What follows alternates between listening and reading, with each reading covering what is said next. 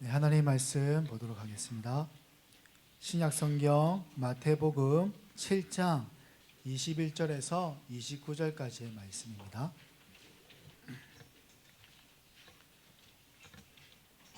마태복음 7장 21절에서 29절까지의 말씀입니다. 저희 호세대교회는 아이들과 통합 예배를 드리고 있어서 쉬운 성경을 사용하고 있습니다. 여러분이 가지고 있는 어떤 성경이라도 함께 읽으시면 되겠습니다. 마태복음 7장 21절에서 29절까지의 말씀을 우리 한 절씩 교독하도록 하겠습니다. 나에게 주님, 주님이라고 말하는 사람 모두가 하늘나라에 들어가는 것은 아니다.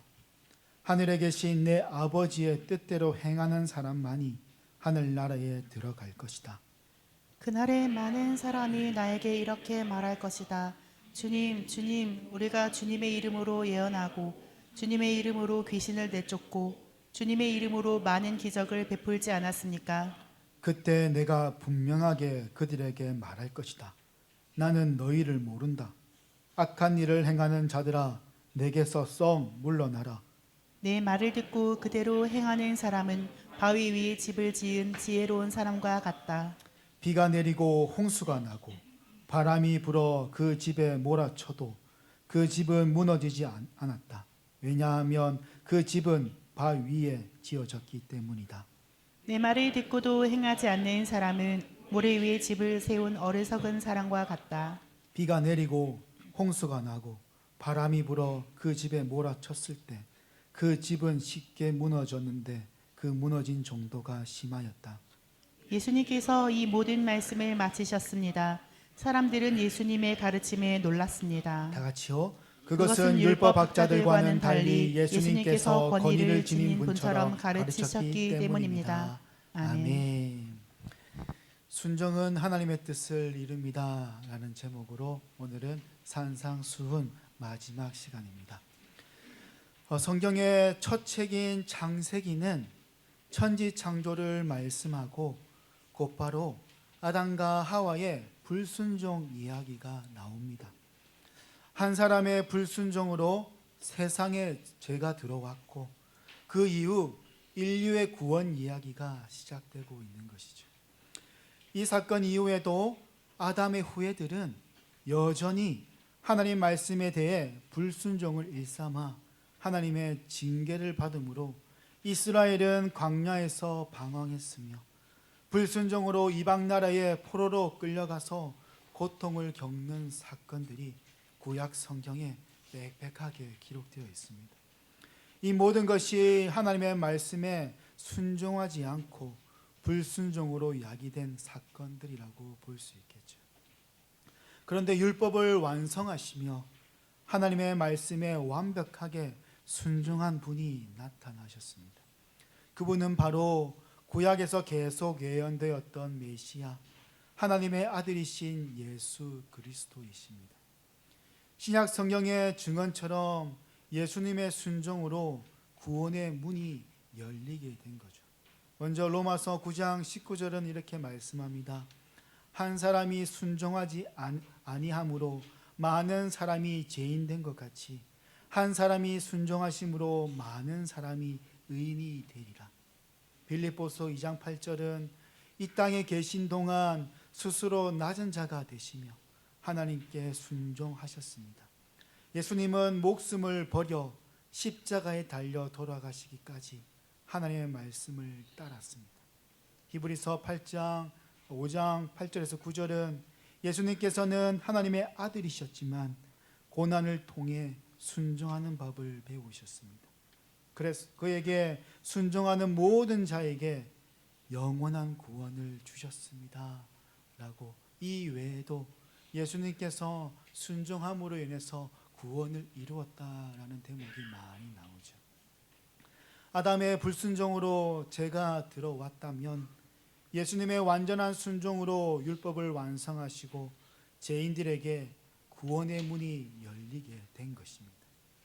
예수님이 순종하신 것처럼 오늘 말씀을 통해서도 그리스도인들에게 순종을 지금 요구하십니다. 자신이 이미 이루어 놓은 순종의 길을 따라 좁은 문으로 들어와 좁은 길을 가는 동안에도 예수님과 함께 그 순종의 길을 함께 걸어갈 것을 말씀하고 있다라는 것입니다. 우리 먼저 앞선 말씀을 잠시 한번 살펴보면 예수님은 좁은 문으로 들어가라고 말씀하셨습니다. 좁은 문 자체가 곧 예수님에게로 가는 문이며 좁은 문을 통과한 그 길은 예수님과 함께하는 동행하는 길입니다. 그러나 거짓 선지자들이 좁은 문으로 가는 것을 방해하고 넓은 문으로 우리를 끌고 가려고 미혹을 하는 것이죠. 이런 양의 탈을 쓰고 오는 악한 늑대들을 조심해야 한다고 예수님은 말씀해 주셨습니다. 그들에게 미혹되지 않게 선악을 바르게 분별하여 하나님의 말씀과 성령님의 인도하심과 충만으로 항상 깨어 있어야 한다는 말씀이죠. 그래야 좁은 길에 펼쳐진 은혜를 누리며 우리의 삶으로는 선한 열매, 성령의 열매를 맺고 성숙해질 뿐만 아니라 예수의 길로 묵묵히 인내하며 걸어갈 때 그 좁은 길의 마지막엔 생명의 문, 천국 문이 우리를 기다리고 있을 거라고 말씀해 주셨습니다. 오늘 본문 말씀은 앞선 말씀보다 그 경고가 더 깊고 엄습합니다. 먼저 21절을 보도록 하겠습니다. 나에게 주님, 주님이라고 말하는 사람 모두가 하늘나라에 들어갈 것은 아니다. 하늘에 계신 내 아버지의 뜻대로 행하는 사람만이 하늘나라에 들어갈 것이다 라고 말씀입니다. 그저 주님, 주님 한다고 들어가지 못한다는 말씀이죠. 참된 믿음 없이 그저 말로만, 입술로만 주님, 주님이라고 한다고 해서 하나님께 속한 자임을 증명하는 증거가 되지 않는다는 말씀입니다. 참된 성도를 속이기 위해 좁은 문을 통과하지 않고 좁은 길로 잠시 잔입하여 들어온 자들은 얼마든지 자기 입술로 이렇게 고백을 한다는 것입니다. 그들은 주님을 애타게 부르지만 하나님은 그들의 음성을 듣지도 않습니다. 그들이 주님이라고 부르는 이유는 하나님의 백성을 속이기 위한 계략일 뿐입니다. 앞서 등장한 거짓 선지자들은 공동체 외부에서 활동하던 자를 향한 경고였다면 이번에는 공동체 내부에서 활동하는 자들을 향한 경고로 볼 수 있습니다. 이들을 분별할 수 있는 유일한 방법은 21절 말씀처럼 하나님의 뜻대로 순종하는 여부입니다. 예수님은 하늘에 계신 내 아버지 뜻대로 행하는 사람만이 하늘나라에 들어갈 것이다 라고 말씀하고 있습니다. 그렇다면 하나님의 뜻은 무엇일까요? 무엇을 행해야 하나님의 뜻을 이루는 것일까요? 바울은 데살로니가 전서에서 하나님의 뜻은 이것이니 너희의 거룩함이라 라고 말씀해 주고 있습니다. 확실하게 하나님의 뜻은 이것이니 너희의 거룩함이다 라고 말씀하셨죠. 하나님의 뜻은 바로 우리의 거룩함입니다. 세상의 음란을 따르지 않고 세속에 물들지 아니하는 우리의 삶과 모습입니다. 세상 사람들과 구별되어 살아가는 것이 거룩함이기에 하나님의 뜻은 이 세대를 본받지 말고 오직 마음을 새롭게 함으로 변화를 받아 하나님의 선하시고 기뻐하시고 온전한 뜻이 무엇인지 분별하는 것에 달려 있다라는 것입니다. 바울은 이러한 삶을 살아가며 악으로 악을 갚지 않는 인생, 항상 기뻐하고 쉬지 말고 기도하는 것, 범사에 감사하는 것이 하나님의 뜻이라고 말씀하고 있습니다. 방금 읽은 말씀은 데살로니가전서 5장 15절부터 18절에 기록되어 있죠. 악을 악으로 갚지 않는 것, 항상 기뻐하는 것, 쉬지 말고 우리가 기도하는 삶, 그리고 항상 하나님께 감사하는 삶, 이 모든 것이 하나님의 뜻을 이루는 것이라고 말씀하고 있다는 것입니다. 또한 베드로전서 3장 17절에 선을 행함으로 고난 받는 것이 하나님의 뜻으로 표현했습니다. 그리고 하나님의 나라를 위해 고난 받는 것을 하나님의 뜻이라고 또한 말씀해 줍니다. 앞전에 살펴본 대로 좁은 길을 걸어가는 사람들에게는 고난이 따르기 마련입니다. 세상과 타협하는 길이 아니라 사람들이 거부하고 가지 않는 길이기에 섬기고 희생하며 사랑해야 하는 길이므로 고난이 따르게 되죠. 힘듦이 있습니다. 하지만 그 길은 하나님의 뜻을 이루는 길임을 우리는 깨달아야 하는 것입니다. 하나님의 뜻을 이루기 위해선 고난과 인내가 필요하지만 하나님의 뜻을 행한 후에는 약속한 것을 받게 된다고 히브리서는 말씀합니다. 히브리서 10장 36절에 너희에게 인내가 필요함은 너희가 하나님의 뜻을 행한 후에 약속하신 것을 받기 위함이라 라고 말씀해 주고 있습니다.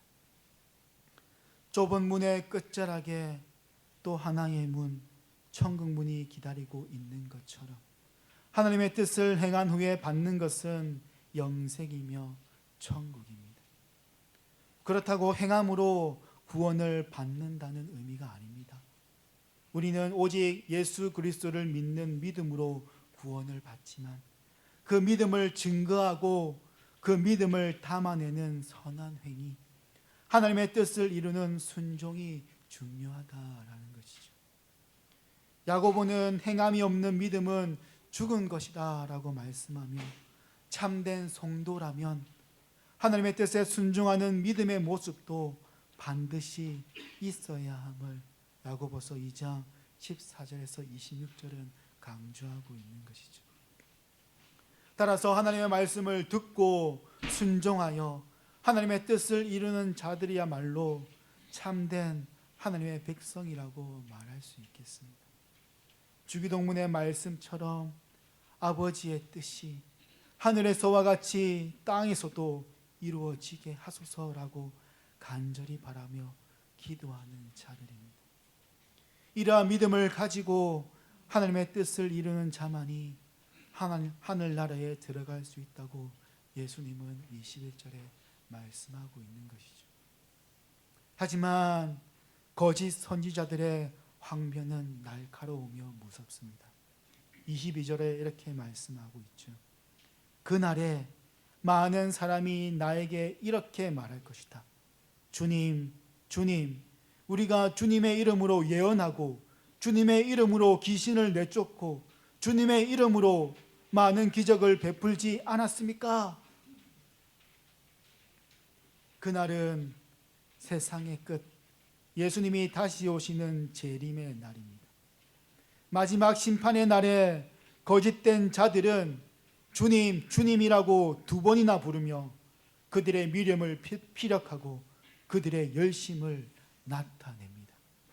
예수님은 주님, 주님이라고 2번 부르는 신앙 고백이라도 그 자체가 하나님 나라의 백성으로 구원받는 증표가 되는 것은 아니라고 말씀하고 있는 것이죠. 그래서 누가복음에서는 입으로만 주님이라고 고백하는 자들에게 예수님은 이렇게 책망합니다. 누가복음 6장 46절에 너희는 나에게 주여 주여 하면서 왜 내가 말한 것은 행하지 않느냐? 입으로 신앙을 고백하는 것도 중요하지만 우리의 몸으로 하나님의 말씀을 따라 순종하는 삶은 더 중요합니다. 마음으로 믿어 입으로 시인하는 것도 매우 중요한 삶이죠. 하지만 입으로 고백한 것을 우리가 삶으로 살아내는 것, 그것은 더 중요하다고 말할 수 있겠습니다. 그래서 사도 요한은 말과 혀로만 사랑하지 말고 행함과 진실함으로 사랑하라고 말씀하고 있는 것이죠.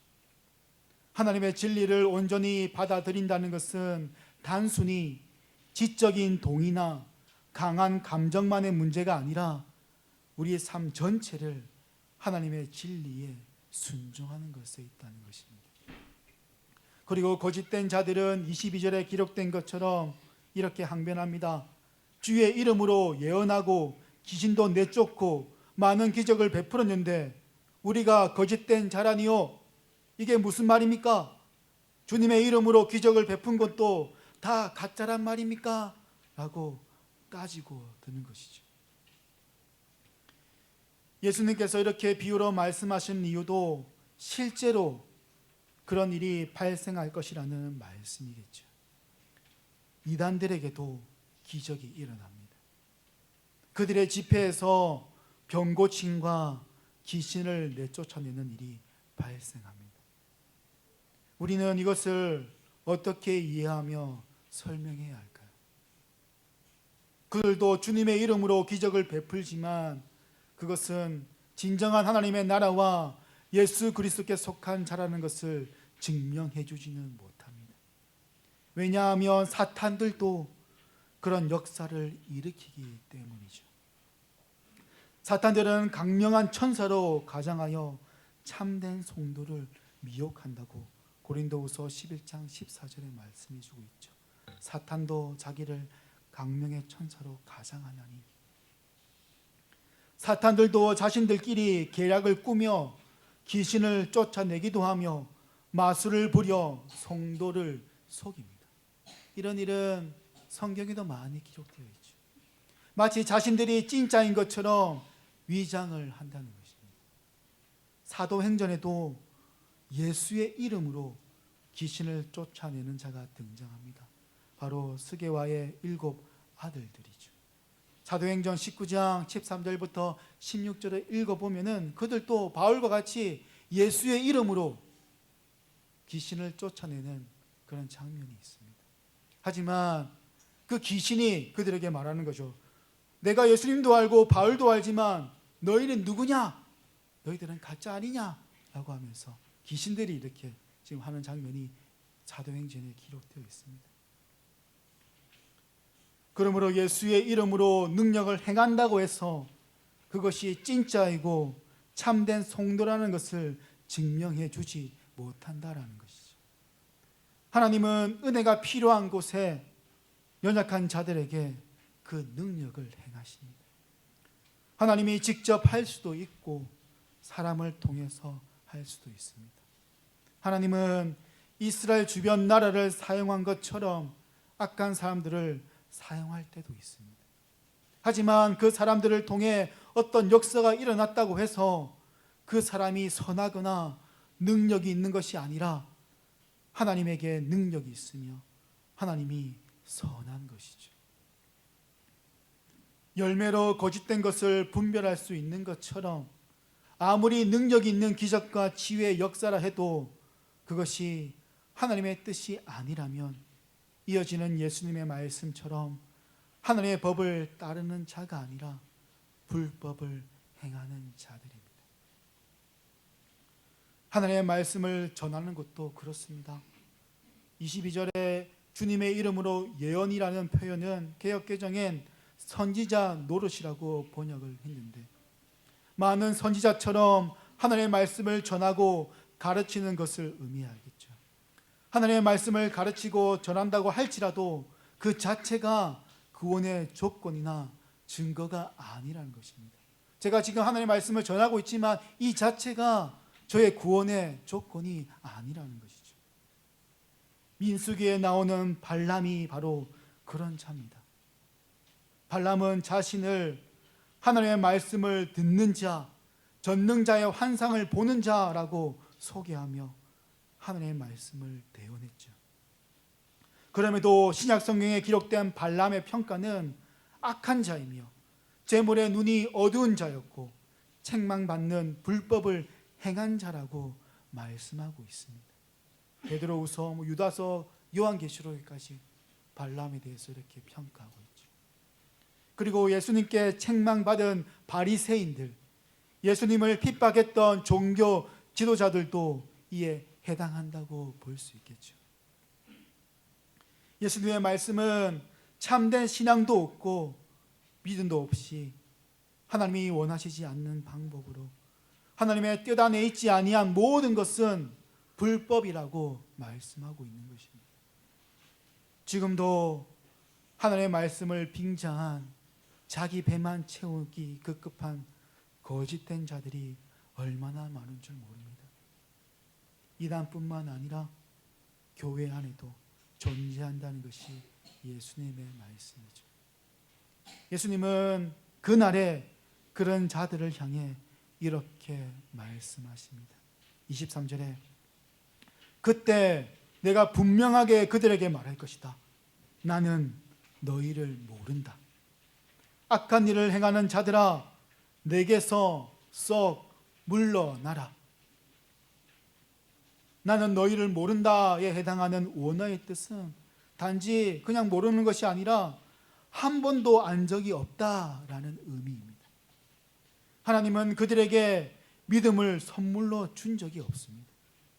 예수님은 거짓된 자들을 한 번도 한순간이라도 자신의 하나님의 자녀로 여긴 적이 없다라는 말씀이죠. 그들은 사탄의 자녀이며 양의 울타리에 몰래 숨어 들어온 가라진 거짓된 자들이라는 것입니다. 이처럼 거룩함도 없고 선한 모습도 없는 사람들, 하나님의 말씀에 온전히 순종하지 않고 그 뜻과 정반대인 것은 아무리 하나님의 말씀과 예수의 이름을 나타내고 있다고 해도 그것은 하나님의 뜻이 아니며 불법이며 하나님의 보시기에 악한 자라는 것이 최종적인 하나님의 평가입니다. 그래서 믿음에서 나오지 않는 것은 다 죄니라, 믿음으로 말미암지 않는 것은 다 죄니라라고 로마서 14장 23절에서 말씀해주고 있는 것입니다. 우리가 믿음으로 행하지 않는 것은 다 죄니라, 이 말씀을 통해서 또한 깨달아야 하겠죠. 예수님은 이러한 악한 자들을 향한 내게서 썩 물러나라 라고 말씀합니다. 이 말씀은 불법을 행하는 자들에 대한 준엄한 심판의 말씀입니다. 예수님을 떠나간다는 것은 무서운 형벌이며 사망입니다. 하나님의 뜻과는 거리가 멀고 하나님의 말씀에 불순종하는 거짓 선지자와 온갖 악행을 일삼는 자들은 결국 이러한 비참한 최후를 맞이하게 될 것이라는 예수님의 엄중한 경고의 말씀인 것이죠. 예수님은 제자들과 성도들에게 산상수훈을 마무리하며 마지막 당부의 말을 전합니다. 앞단락에서는 말하는 것과 행하는 것을 대조했다면 이제는 듣는 것과 행하는 것을 대조하여 반석 위에 집을 짓는 지혜로운 건축가와 모래 위에 집을 짓는 어리석은 건축가로 비유로 말씀하십니다. 먼저 24절과 25절은 이렇게 말씀하죠.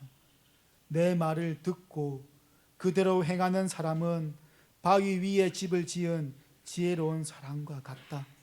비가 내리고 홍수가 나고 바람이 불어 그 집에 몰아쳐도 그 집은 무너지지 않았다. 왜냐하면 그 집은 바위 위에 지어졌기 때문이다 라고 무너지지 않는 이유에 대해서 말씀해 주고 있습니다. 예수님은 사람들과 함께 산에 올라가 산상수훈의 말씀을 전했죠. 그 모든 내용을 다 전하시고 마지막으로 그 말씀대로 살아갈 것을 요구하고 있습니다. 말씀을 듣는 것으로 끝나는 것이 아니라 이제는 그 들은 말씀에 대해 순종해야 함을 강조하고 있습니다.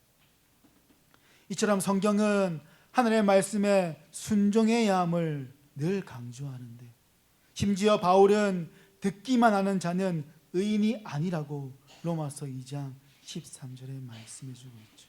또한 야고보도 너희는 말씀을 행하는 자가 되고 듣기만 하여 자신을 속이는 자가 되지 말라라고 말씀해 주셨습니다.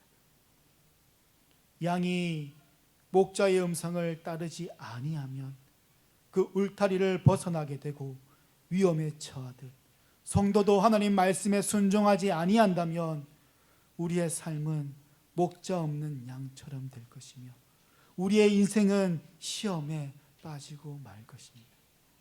그래서 하나님의 말씀을 들었다면 온전히 순종하는 모습이 중요하다라는 것이죠. 그래서 예수님은 내 말을 듣고 그대로 행하는 사람은 바위 위에 집을 지은 지혜로운 사람과 같다라고 말씀하며 비가 내리고 홍수가 나고 바람이 불어 그 집에 몰아쳐도 그 집은 무너지지 않았다. 왜냐하면 그 집은 바위 위에 지어졌기 때문이다 라고 말씀해 주고 있는 것입니다. 그 반석이 그 집을 꽉 붙잡고 있기 때문이죠. 집 자체가 튼튼하고 좋은 집이라서 무너지지 않는 것이 아니라 집 아래에 있는 그 반석이 그 집의 보호막이 되어 그 집을 지켜주기 때문에 무너지지 않는 것입니다. 집을 짓기 위해서는 이처럼 기초가 중요한데 단단한 그 반석 바위 위에 집을 짓게 되면 그 집은 견고합니다. 물론 집도 잘 지어야 하겠지만 아무리 집을 잘 지어도 땅이 묽어 균열이 일어나면 그 위에 지은 집도 균열이 발생하고 비가 내리고 홍수가 나고 바람이 불게 되면 결국 그 집은 무너지게 된다는 말씀이겠죠. 여기에서 반석은 견고하면서도 안전하고 튼튼한 기초를 의미하고 비, 홍수, 바람의 이미지는 우리의 삶에 있는 시험, 고통, 시련, 핍박 등을 뜻합니다. 따라서 예수님은 세상의 유혹과 아무리 큰 어려움과 시련이 와도 반석 위에 지어진 집은 잘 견딜 수 있음을 말씀해 주고 있습니다. 이처럼 우리의 집을 반석 위에 짓기 위해 반드시 필요한 것은 하나님의 말씀을 듣고 순종하는 여부입니다. 하나님의 말씀에 순종하게 되면 우리는 그 반석 위에 집을 짓게 되는 것이죠. 하나님의 말씀에 순종하는 것은 하나님의 뜻을 이루기도 하지만 우리의 전 인생에 큰 영향을 미치게 됩니다. 순종 여부에 따라 우리의 신앙과 믿음은 더욱더 튼튼해지고 견고해져서 어려움과 시련이 밀려와도 인내하며 견디어낼 수 있게 됩니다. 우리가 전적으로 하나님의 말씀에 온전히 순종하며 살아갈 때 우리를 지탱해주고 있는 반석은 집을 더욱더 견고하게 해주며 우리의 믿음을 흔들리지 않게 꽉 붙잡아주며 지켜주기 때문입니다. 반면 듣고 순종하지 않는 사람은 그 집을 모래 위에 짓는 어리석은 사람과 같습니다. 26절과 27절은 이렇게 말씀합니다. 내 말을 듣고도 행하지 않는 사람은 모래 위에 집을 세운 어리석은 사람과 같다. 비가 내리고 홍수가 나고 바람이 불어 그 집에 몰아쳤을 때 그 집은 쉽게 무너졌는데 그 무너진 정도가 심하였다. 마치 집을 반석 위에 짓는 것과 모래 위에 짓는 것을 이미 다 본 것처럼 예수님은 지금 말씀해 주고 있죠. 평소에는 별 문제가 없지만 비가 내리고 홍수가 나고 바람이 불어 그 집에 몰아칠 때 그 집은 무너지고 맙니다. 예수님의 말씀을 듣고 순종하지 아니한 사람의 집은 기초가 약해 무너지는 것이죠. 모래가 그 집을 지켜주지 못하고 홍수가 날 때 모래와 함께 집도 쓸려 내려갑니다. 바람이 불 때 모래와 함께 집도 함께 날아가 버리는 것이죠. 그래서 그 무너진 정도가 너무 심하여 처참하기까지 할 것입니다. 이처럼 어떤 일이 발생하기 전에는 그 집은 둘 다 멀쩡하게 보이지만 이런 어려움이 닥쳤을 때 이렇게 엄청난 차이를 보여주게 되는 것입니다. 반석 위에 집을 지은 모래 위에 지은 집은 날씨가 좋을 때와 평소에는 큰 차이가 없습니다. 둘 다 멀쩡해 보입니다. 그러나 비, 홍수, 태풍이 두 집의 차이를 확연하게 드러내게 되는 것이죠. 진짜와 거짓을 드러내듯 어려움이 몰려올 때 반석인지 모래인지 나타나게 됩니다. 그러므로 진정한 하나님의 백성이라면 하나님의 말씀에 순종하며 살아가야 하는 것이죠. 정도의 차이는 있을 수 있으나 순종하려고 노력하고, 비록 순종하지 못했을 땐 회개하고 기도함으로 다시 순종할 수 있는 세임과 능력을 하나님을 통해서 얻게 되는 것입니다. 그러면 왜 하나님의 말씀에 순종을 하면 반석 위에 집을 짓는 지혜로운 사람이 되는 것일까요? 우리가 들은 말씀을 그대로 행할 때 왜 우리의 집은 그 반석 위에 세워지게 되는 것일까요? 여기서 말씀하는 반석은 무엇일까요? 좁은 문 자체가 예수 그리스도인 것처럼 반석도 바로 예수 그리스도이기 때문입니다. 고린도전서 10장 4절에 그 반석은 곧 그리스도시라 라고 말씀해 줍니다. 말씀이 육신되어 오신 분이 바로 예수님이십니다. 예수님은 하나님의 말씀 그 자체인 것이죠. 우리가 그 말씀에 순종하는 것은 예수님께 순종하는 것이며 예수님 말씀 안에 거하게 됩니다. 우리가 그 말씀에 순종할 때 그 반석 되시는 예수님께서 우리를 붙들어 주시기 때문이죠. 그래서 예수님은 우리의 힘이시고 능력 되시고 우리의 반석이시며 구원자이신 메시아 그리스도이십니다.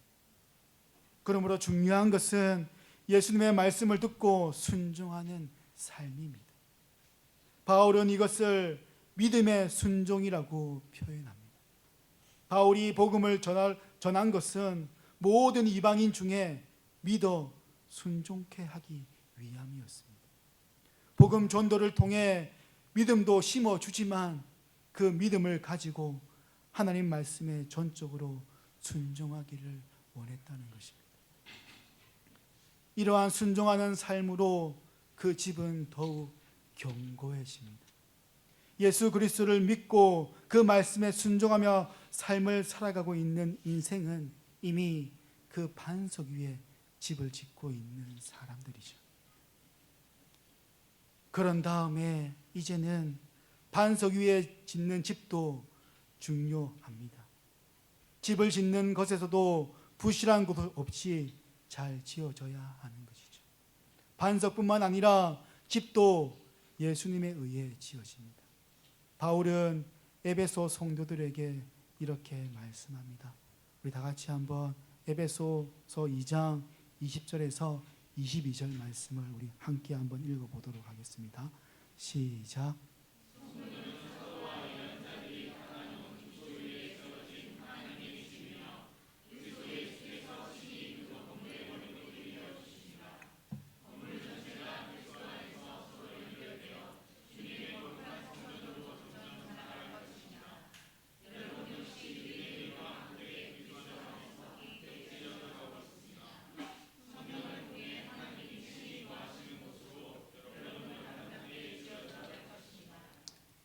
이미 하나님의 말씀에 순종한 자들은 예수 그리스도의 반석 위에 집을 지었기 때문에 그 예수 그리스도의 그 반석이 우리를 보호하고 지켜줍니다.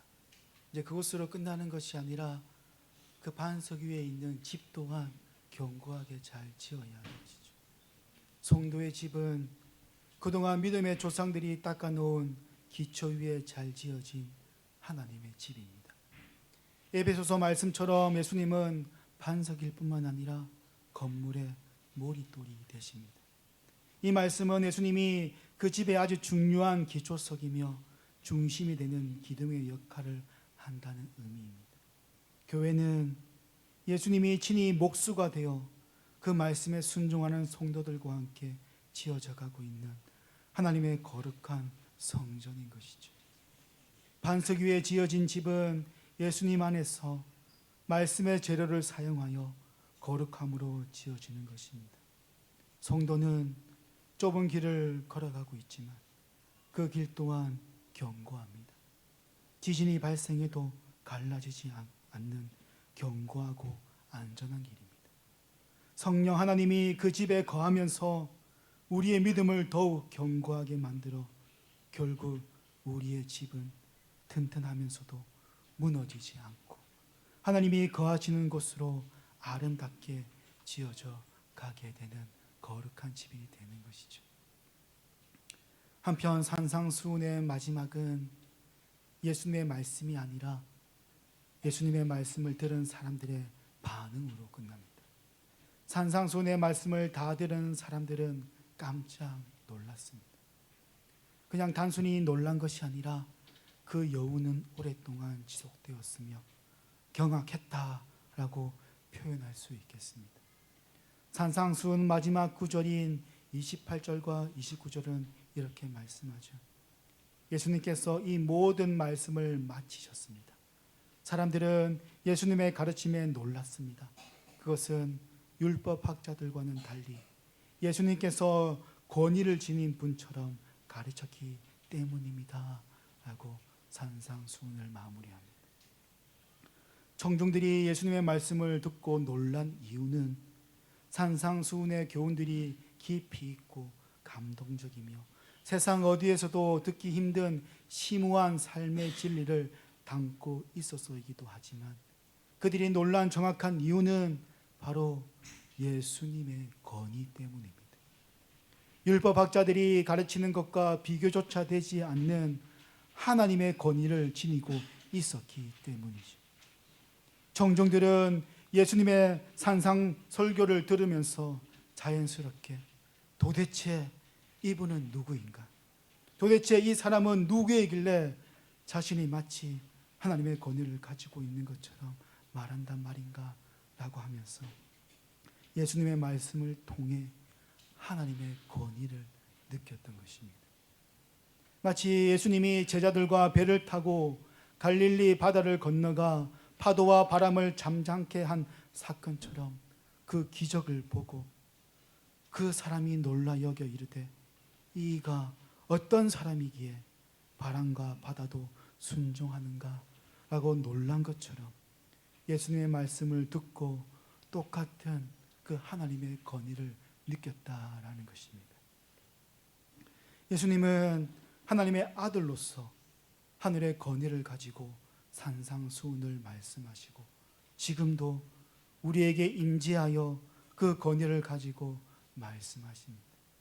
예수님은 산상수훈의 말씀을 전하면서 그 말씀 곳곳에 자신이 하나님의 아들인 신적 권위를 이곳저곳에 남겨놓았습니다. 팔복의 말씀도 그렇고 선지자들처럼 여호와께서 이르시되라는 문구도 없습니다. 또한 자신이 최후의 심판자임을 밝히셨죠. 무엇보다 성부 하나님을 내 아버지라고 부르며 자신이 곧 하나님의 아들임을 드러내셨습니다. 그러므로 우리가 산상수훈의 말씀을 읽고 들었다면 하나님의 권위를 인정하고 그 말씀에 온전히 순종해야 합니다. 예수님은 바로 하나님의 아들이시기 때문이죠. 우리가 하나님의 말씀에 순종해야 하는 이유는 산상설교 내용 자체가 가지는 윤리적 고귀함 때문이 아닙니다. 더 중요한 것은 산상수훈을 말씀하는 분은 단순한 선생이 아니라 하나님으로부터 보냄을 받은 하나님의 아들 예수 그리스도이시기 때문임을 우리는 기억해야 하는 것이죠. 어떤 하나의 그림이 있다고 생각해 봅시다. 이 그림이 제가 그린 거면은 아무 가치가 없을 것입니다. 근데 이 그림이 만약에 피카소가 그렸다라고 하면은 그 가치는 엄청 올라가겠죠. 이것처럼 이 산상수훈의 말씀이 누가 말했는가가 중요합니다. 바로 예수님이신 하나님의 아들이신 그 예수님이 말씀했기 때문에 그 하늘의 권위를 가지고 말씀하셨기 때문에 우리는 그 권위를 인정하고 그 말씀에 이제 들었다면은 순종하며 삶을 살아내야 되는 것이죠. 그래서 요한복음 14장 24절에도 너희가 들은 말은 내 말이 아니요 나를 보내신 아버지의 말씀이니라. 요한복음 12장 49절에서 50절 내가 내 자의로 말한 것이 아니요 나를 보내신 아버지께서 내가 말할 것을 이룰 것을 친히 명령하여 주셨으니 나는 그의 명령이 영생인 줄 아노라. 그러므로 내가 이르는 것은 내 아버지께서 내게 말씀하신 그대로니라 하시니라 라고 말씀하고 있는 것이죠. 예수님은 그 하늘의 건의로 지금 말씀하고 있다라는 것입니다. 지금까지 산상수훈의 마지막 부분을 살펴보았습니다. 팔복의 말씀으로 시작하여 반석 위에 집을 짓는 것까지 예수님은 어디에도 들을 수 없는 귀한 하나님의 말씀을 전해주셨습니다. 그리고 우리도 함께 들었습니다. 순종은 구원의 조건은 아니지만 구원받은 증거가 되며 예수님을 믿는 그리스도인으로서 합당한 삶이 바로 순종임을 말씀하셨습니다. 비록 우리의 인생이 하나님의 모든 말씀을 온전히 순종하지 못하는 연약한 존재일지라도 성경 말씀을 따라 하나님의 뜻을 추구하며 순종을 위해 노력하는 삶을 살아내야 하는 것이죠. 예수님께서 이렇게 산에서 말씀을 전하신 이유도 이 말씀을 듣는 사람들이 이 산상수훈 말씀대로 살아가기를 원하는 간절한 마음으로 말씀을 전하신 것입니다. 우리도 하늘의 말씀을 들었습니다. 이제 순종하는 일만 남았습니다. 예배당 문을 통과하는 순간부터 순종의 삶을 요구합니다. 앞으로도 예배를 통해 하늘의 말씀을 계속 듣고 그 말씀에 순종하며 살아야 합니다.